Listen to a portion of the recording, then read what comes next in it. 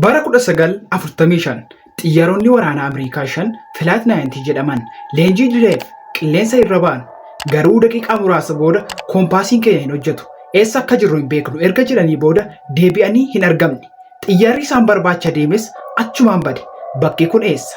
Bermuudaa Triangle yookaan Roksadee Bermuudaati. Har'a milluu addunyaa irratti bakka sodaachisaa seenaa addunyaa keessatti markabniif xiyyaarri dhibbaan lakkaa'aman itti liqimfaman kana ni qoranna. Dhuguma harki seexanaa waan kana keessa jira moo saayinsiin deebii maalii qaba?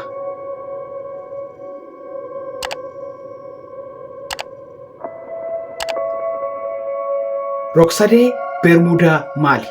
Roksadee Bermuudaa jechuun naannoo galaana Atlaantikii keessatti bakka magaalota sadii Miyaamii, Poorto Riikoo fi odola Bermuudaa gidduutti argamudha. Naannoo kana keessatti waggoota dhibboota darban keessa markaboonni 50 olii fi xiyyaaronni 20 ol akka tasaa badaniiru.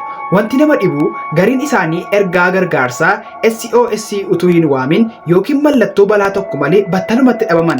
Qaamni isaaniis ta'ee caccabaan isaanii hin argamu. Xiyyaaronnii fi markaboonni kun maaliif badu? Saayinsistoonni yaada gurguddaa sadii kaa'u. Tokkoffaan dambalii Roksadee. Galaana kana keessatti dambaliiwwan kallattii adda addaa irraa dhufan yeroo walitti bu'an dambalii guddaa hamma meetira 30 yookiin fooqii darbii 10 dheeratu uumu. Dambaliin kun markaba guddaa sekoondii muraasa keessatti cabsee liqimsuu danda'a jedhu. Inni lammaffaan immoo gaazii miteenii. Galaana kana jala boolla gaazii miteenii guddaatu jira. Gaaziin kun yeroo ol dho'u dandeettii bishaanichaa wantoota baachuu qabu yookiin densitii ni hir'isa. Kanaaf markabni irra jiru akkuma dhagaa gadi lixuu danda'a. Iddoon kun maaliif iddoo seexanaa jedhamee beekama? Osoo gara saayinsiitti hin dhufin dura wanti naannoo kanaa caalaatti sodaachisaa godhu maqaa masoo isaati. Namoonni baay'een Roksadee Bermuudaa kanaan Roksadee seexanaa yookiin The Devil's Triangle jedhanii waamu. Namoonni amantii akkasii qaban markaboonnii fi xiyyaaronni kun humna uumamaan ol ta'een yookiin supernatural force akka butaman amanu. Gariin isaanii naannoon kun karra gara si'ol nama geessuudha jedhu. Kaan immoo magaalattii badde Atlantis jedhamtu sanatu galaana kana jala jira. Teekinooloojii isaaniitu meeshaalee keenya balleessa jedhanii yaadu.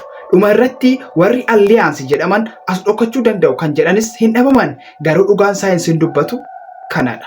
Bermuudaa Triangle bakka muraasa addunyaa kana kan koompaasiin kallattii kaabaa dhugaa yookiin True North itti agarsiisudha. Kun immoo paayilitoota dogoggorsuun karaa irraa akka jal'atan isaan taasisa.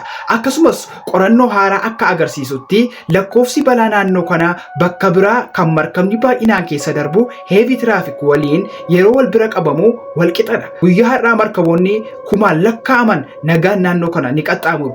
Kanaafuu iccitichi uumama qofa osoo hin taane sodaa fi oduu namootaan kan guddateedha.